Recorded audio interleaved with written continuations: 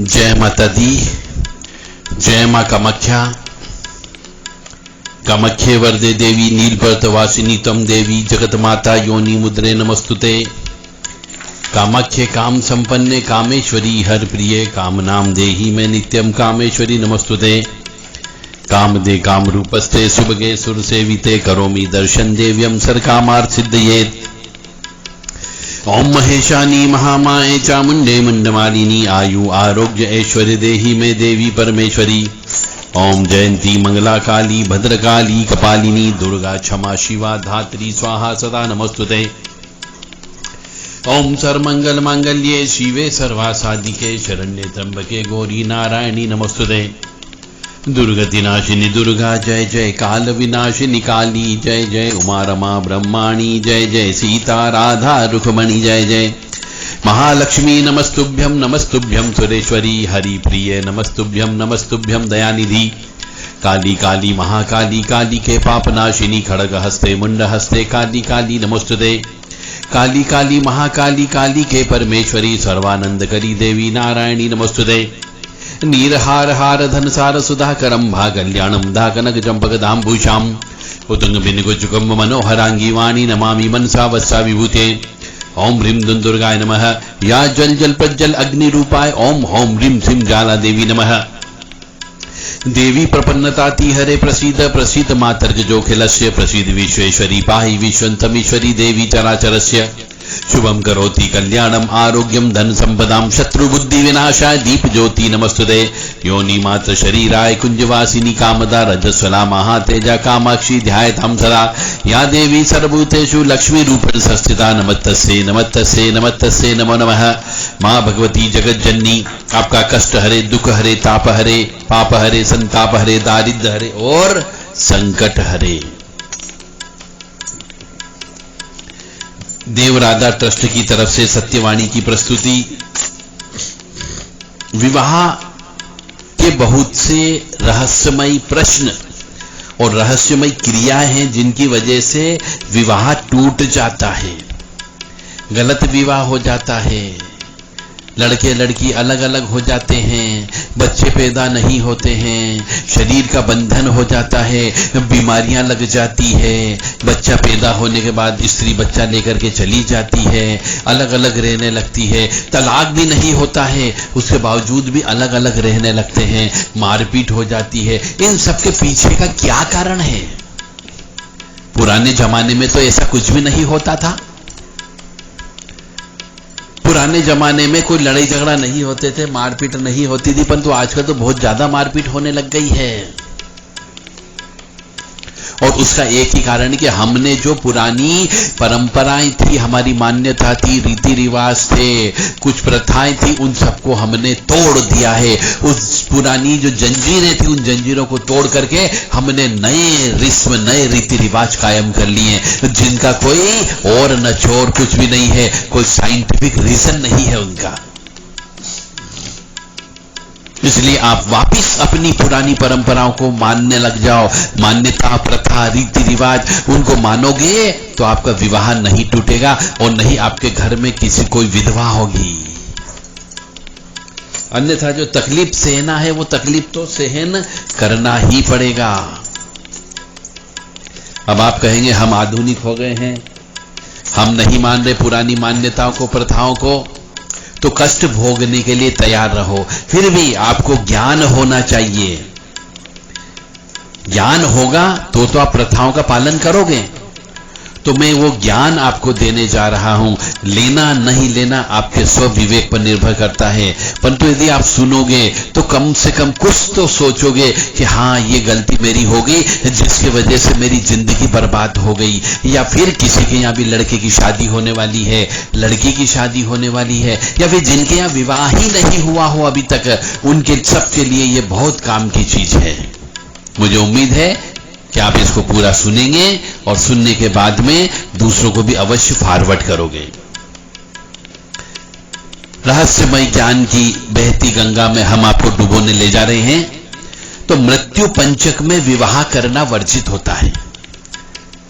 कई प्रकार के पंचक होते हैं। पंचक यानी कुछ नक्षत्र होते हैं, उन नक्षत्रों को अच्छा नहीं माना गया है। ऐसा भी कहते हैं कि पंचक में यदि किसी की मृत्यु हो जाए तो उस जगह 4 पुतली और ले जाना पड़ती है, अन्यथा हर साल एक न एक व्यक्ति की मौत होती है। तो उसी में ही एक मृत्यु पंचक नामक भी जगह एक शब्द है ये। उस मृत्यु पंचक में विवाह कभी नहीं करना चाहिए और ये आपको याद होना चाहिए। पंडित से अवश्य पूछें। क्रांति साम्य दोष होता है एक, इस दोष में भी विवाह करने पर वर वधू दोनों जीवित नहीं रहते हैं, दोनों की मृत्यु हो जाती है। चाहे एक्सीडेंट में मौत हो जाए या कोई उनकी हत्या कर दे या दोनों फांसी लगा करके मर जाए, परंतु क्रांति साम्य दोष होता है, उसमें विवाह कभी नहीं करना चाहिए। और यदि आपको जो मैं बोल रहा हूं इस संबंध में आपको कुछ सीखना हो, जानकारी प्राप्त करना हो, मतलब सीखना हो, सीधी बात, जानकारी प्राप्त नहीं, यदि सीखना है तो आप मेरे पास सीखने के लिए आ सकते हो। 9893128047 ये नंबर है। इस नंबर पर व्हाट्सएप के माध्यम से ही संपर्क करें और सीखने के लिए आ सकते हैं। होलाष्टक में विवाह नहीं करना चाहिए। होलाष्टक का मतलब हो गया जिस दिन होली जलती है पूर्णिमा को, उसके 8 दिन पहले से विवाह बंद हो जाते हैं। तो होलाष्टक में विवाह नहीं करना चाहिए, अन्यथा विवाह टूटता ही टूटता है। व्यतिपात योग होता है, उस योग में विवाह होने पर मृत्यु होती है और वंश का भी नाश हो जाता है। कई बार हम देखते हैं कि पूरा का पूरा परिवार एक साथ रोड एक्सीडेंट में मृत्यु हो जाती है, पूरा का पूरा परिवार पानी में डूब करके मर जाता है, पूरा का पूरा बस में बैठा रहता है और बस खाई में गिर जाती है, जिससे पूरा का पूरा परिवार मर जाता है, या पूरा का पूरा परिवार एक साथ जहर खा के आत्महत्या कर लेता है। उसका कारण क्या? उसका यह कारण होता है कि यदि आपने व्यतिपात योग में विवाह किया है तो मृत्यु अवश्य होगी और वंश का भी नाश हो जाता है। गंडात योग होता है, इसमें विवाह करने पर भी पति या पत्नी किसी न किसी की मृत्यु अवश्य होती है। व्रज योग में विवाह होने पर भी अग्निदाह होता है। अग्निदाह का मतलब हो गया या तो स्त्री या पुरुष कोई न कोई आग लगा करके मरता है या आग में जल करके मरता है। तो व्रज योग में भी विवाह नहीं करना चाहिए। एक गंड योग होता है, इस योग में विवाह होने पर पति पत्नी दोनों को रोग लग जाते हैं विवाह होने के बाद में। विवाह होने के पहले कोई रोग नहीं होता है, पर आपकी पत्रिका में भी योग नहीं लिखा हुआ होता है कि आपको वो बीमारी लगेगी, परंतु यदि आपने गंड योग में विवाह किया है तो पति पत्नी दोनों को रोग अवश्य लगेगा ही लगेगा। मूल नक्षत्र में, मूल नक्षत्र होता है, उस नक्षत्र में जन्म लेने वाली कन्या अपने ससुर के लिए कष्टकारी समझी जाती है। तो सभी माता पिता विशेष तौर से ध्यान रखें कि अपने लड़का यदि है आपके और उसका विवाह होना बाकी हो तो मूल नक्षत्र में उत्पन्न होने वाली कन्या को बहू बना के मत लेकर के आना, क्योंकि मूल नक्षत्र में जन्म होने वाली कन्या विवाह करते समय जो है उसके बाद से अपने ससुर को तकलीफ देना प्रारंभ कर देती है। ससुर की मृत्यु भी हो सकती है, ससुर को बीमारी लग सकती है, ससुर का व्यवसाय चौपट हो सकता है, उसको भयंकर नुकसान हो सकता है, मानसिक स्थिति खराब हो सकती है। इसलिए मूल नक्षत्र वाली कन्या को अपने घर में नहीं लाना चाहिए। ये रहस्यमय ज्ञान है। गांठ बांध लेना जिनके लड़कों का विवाह होने वाला है। तो मैं पुनः बोल रहा हूं, मूल नक्षत्र में जो कन्या उत्पन्न हुई हो उस कन्या से अपने लड़के का विवाह मत करना। परंतु यदि आपका भाग्य ही खराब होगा, आपकी खोटी किस्मत होगी, तो आपका लड़का लव मैरिज करेगा, अपनी मर्जी से विवाह करेगा और वो कन्या मूल नक्षत्र वाली ही होगी। और उसके बाद में यदि वो घर में आएगी तो निश्चित तौर से जो लड़की है अपने ससुर के लिए घातक साबित होती है। अश्लेषा नक्षत्र में जन्म लेने वाली कन्या से विवाह करते हैं तो वह अपनी सास के लिए अशुभ होती है। तो सभी माता बहनें ये समझ ले या पिता भी समझ ले कि जिनकी लड़के की अभी शादी होना बाकी है तो अपने घर में ऐसी बहू मत लेकर के आना जिसका जन्म अश्लेषा नक्षत्र में हुआ हो, वह अपनी सांस के लिए बहुत खतरनाक साबित होगी। मतलब सांस क्या, मृत्यु भी हो सकती है, सांस को लाइलाज बीमारी लग सकती है, सांस बिस्तर पे पड़ सकती है। और जिसके यहाँ पे सांस मर चुकी हो तो वो अश्लेषा नक्षत्र वाली कन्या का विवाह अपने लड़के से कर सकते हैं। ज्येष्ठ नक्षत्र में उत्पन्न कन्या अपने जेठ के लिए अशुभ होती है। ये सभी माता पिता पुनः समझ लें कि यदि आपके यहाँ पे किसी दो लड़के हैं, एक लड़के का विवाह हो चुका है, दूसरे लड़के का विवाह होना है, तो यदि अपने यहाँ पे उसका बहू का लेकर के आना होता है, विवाह करते हैं, तो ज्येष्ठ नक्षत्र में उत्पन्न कन्या का विवाह कभी भी अपने छोटे लड़के से विवाह न करें, अन्यथा वो अपने जेठ के लिए घातक होती है। जेठ बीमार पड़ सकता है, उसका व्यवसाय चौपट हो सकता है और वो मर भी सकता है। और विशाखा नक्षत्र में जन्म लेने वाली कन्या देवर के लिए अशुभ होती है। तो यदि आप अपने बड़े लड़के का विवाह करना चाह रहे हैं तो विशाखा नक्षत्र में जन्म लेने वाली कन्या के साथ उसका विवाह बिल्कुल न करें, अन्यथा आपका छोटा लड़का पागल हो सकता है, वो मानसिक स्थिति खराब हो सकती है, आत्महत्या कर सकता है, उसकी हत्या हो सकती है, उसका व्यवसाय चल रहा हो तो वो बर्बाद हो सकता है। यदि वो व्यवसाय नहीं कर रहा है, सर्विस के लिए प्रयास कर रहा है, तो सर्विस नहीं लगेगी। इन सब दोषों का निवारण भी होता है, परिहार भी होता है। इसीलिए हम कहते हैं कि लव मैरिज नहीं करना चाहिए, क्योंकि भागकर शादी करोगे तो आपको नहीं मालूम कि विशाखा नक्षत्र में उत्पन्न है या ज्येष्ठ नक्षत्र में उत्पन्न है या अश्लेषा नक्षत्र में उत्पन्न है या मूल नक्षत्र में उत्पन्न है या गंड योग में उत्पन्न है या व्रज योग में उत्पन्न है या गंडात योग में उत्पन्न है। तो कन्याओं को घर में लाने के पहले किसी अच्छे ज्योतिषी से, अच्छे विश्लेषणकार से उसका विश्लेषण अवश्य करा लें, उसके बाद लड़के का विवाह करना चाहिए। कृतिका नक्षत्र, भरणी नक्षत्र, आद्रा, पुनर्वसु नक्षत्र, अश्लेषा नक्षत्रों में विवाह करने पर कन्या 6 वर्ष के अंदर ही विधवा हो जाती है।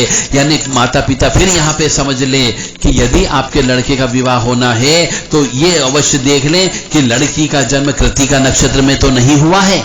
भरणी नक्षत्र, आद्रा नक्षत्र, पुनर्वसु नक्षत्र, अश्लेषा नक्षत्र में विवाह, मतलब इन नक्षत्रों में यदि विवाह करते हैं, फेरे लेते हैं, तो वो कन्या जो है 6 वर्ष के अंदर विधवा हो जाती है, यानी अपने पति को खा जाती है।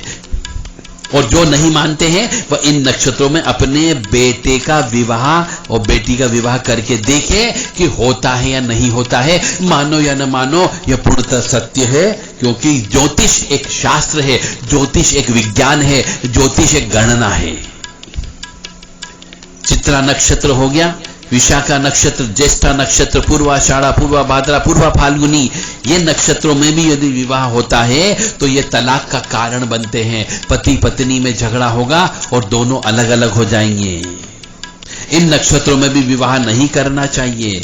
विशाखा नक्षत्र में विवाह जो कन्या करती है वह अपने पति को त्याग कर दूसरे पुरुष से पुनः विवाह करती है, यानी उसका तलाक होगा ही होगा और दूसरा विवाह भी उसका होना तय होता है। अगर ऐसा नहीं कर पाई वो, तो गुपचुप तरीके से किसी दूसरे पुरुष से यौन संबंध अवश्य स्थापित करती है। इसलिए विशाखा नक्षत्र में विवाह नहीं करना चाहिए।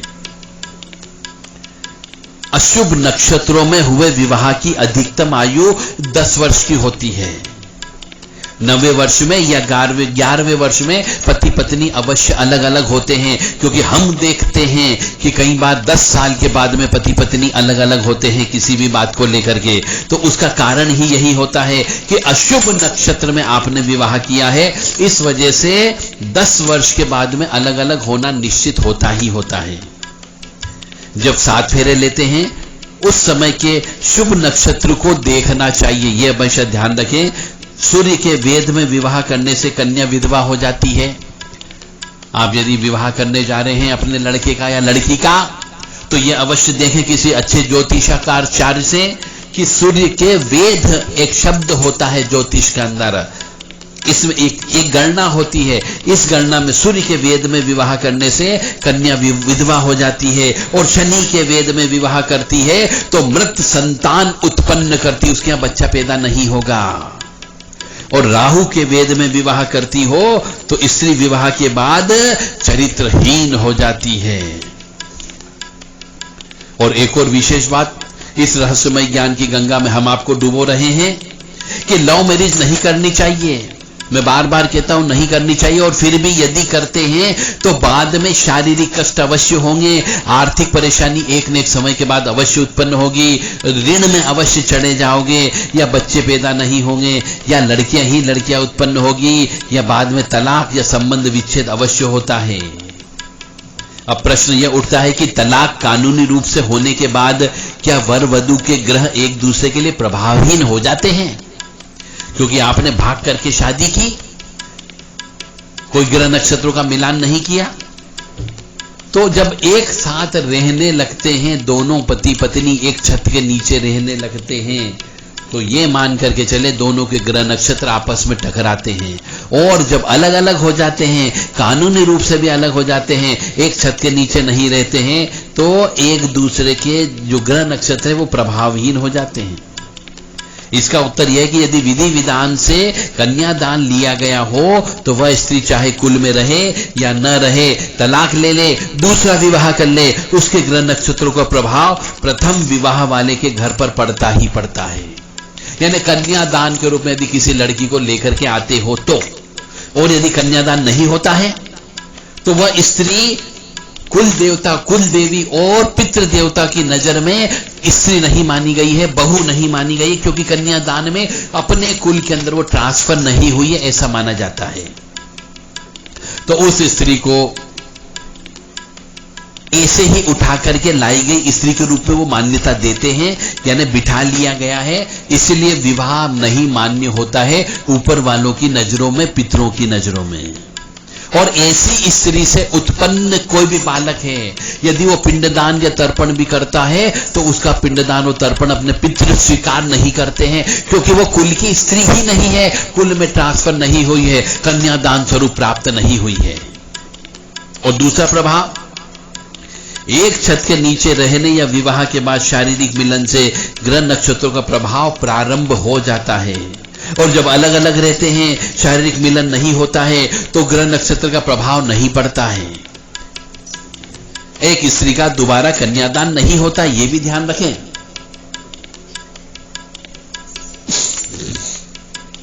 यानी कि दोबारा फेरे वाला विवाह नहीं होता है।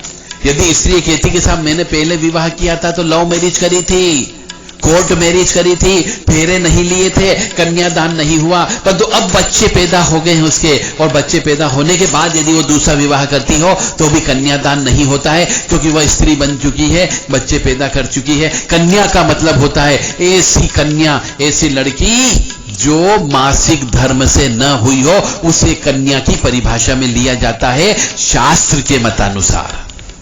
हम कन्या पूजन करते हैं नवरात्रि में, तो हम कहते हैं कि 3 साल से बड़ी कन्या और 10 साल तक की कन्या को ही पूजन, पैर पूजन होता है, उन्हीं को हम देवी स्वरूपा मान करके पूजा करते हैं। जब मासिक धर्म से होने लगती है तो वह कन्या के रूप में नहीं होती है। अश्विनी नक्षत्र, भरणी नक्षत्र, कृतिका नक्षत्र, आद्रा नक्षत्र, पुनर्वसु नक्षत्र, पुष्य नक्षत्र, अश्लेषा नक्षत्र, पूर्वाषाढ़ा, भाद्रपद, चित्रा नक्षत्र, विशाखा नक्षत्र, ज्येष्ठा नक्षत्र, श्रवण नक्षत्र, घनिष्ठिका नक्षत्र, शतभिषा नक्षत्रों में विवाह नहीं करना चाहिए। और यदि करते हैं तो आपका विवाह अवश्य टूटेगा। कुंभ योग में विवाह करने पर दोनों पति पत्नी हमेशा कामातुर रहते हैं, और वेधृति योग में विवाह करने पर विधवा का योग होता ही होता है। गंड योग में विवाह होने पर पति पति दोनों में से किसी न किसी को बीमारियां अवश्य लगती है।